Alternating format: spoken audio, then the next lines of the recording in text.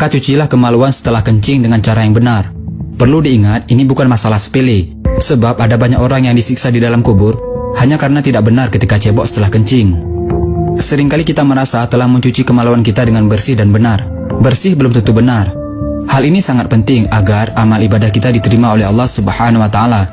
Terutama, solat kita tidak akan diterima oleh Allah jika kemaluan bekas kencing kita tidak benar-benar suci saat kita cebok.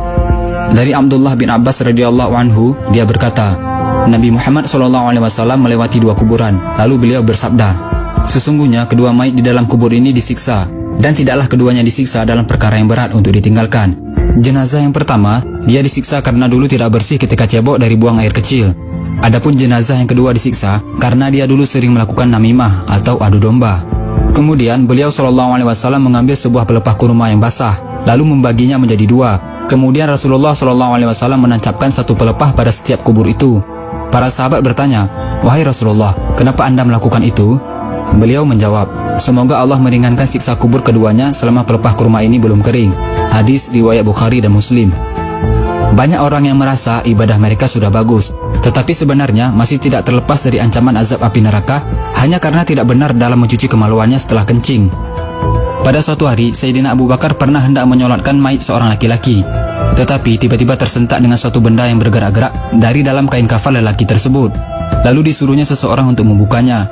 Alangkah terkejutnya, ada seekor ular yang sedang melilit kepala kemaluan mayat lelaki tersebut. Khalifah Abu Bakar mencabut pedangnya lalu menghampiri ular tadi untuk membunuhnya. Tetapi ular itu tiba-tiba berkata, apa salahku? Karena aku diutus oleh Allah untuk menjalankan tugas yang diperintahkannya. Setelah diselidiki perbuatan laki-laki tersebut semasa hidupnya, ternyata dia merupakan orang yang menyepelekan dalam hal menyucikan kemaluannya setelah selesai membuang air kecil atau kencing. Jadi sebenarnya bagaimana sih caranya membersihkan kemaluan kita dengan benar? Lelaki dan wanita berbeda caranya. Bukan hanya sekedar dibasuh dengan air dan asal-asalan begitu saja. Cara cebok yang benar untuk laki-laki adalah setelah membuang air kecil disunahkan untuk berdehem 3 kali, yaitu supaya air kencing betul-betul sudah habis keluar. Setelah itu, urutlah kemaluan dari pangkal hingga ujung beberapa kali dengan menggunakan tangan kiri, agar tidak ada lagi air kencing yang tertinggal di dalam saluran. Kemudian basuhlah kemaluan dengan air sampai bersih. Dan cara cebok yang benar untuk perempuan, silahkan kalian bisa bertanya kepada ustazah terdekat, agar tidak salah lagi saat cebok dan malah mendapatkan siksa kubur. Sudah benarkah cara membersihkan kemaluan kita selama ini?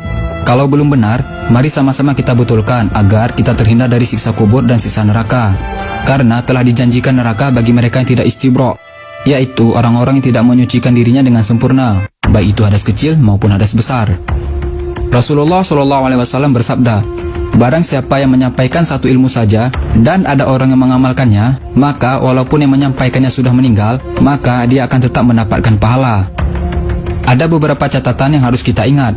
Tidak ada kata malu dalam urusan menyampaikan kebenaran agama. Dan jangan beranggapan ilmu fikih itu jorok, karena ilmu fikih itu menjelaskan sedetail-detailnya demi menyelamatkan kita dari siksa kubur dan siksa neraka, hanya karena masalah sepele, yaitu tidak bersih ketika cebok. Na'udzubillah min zalik. Yuk kita lebih memperhatikan lagi saat cebok, agar kita terhindar dari siksa kubur dan siksa neraka. Amin.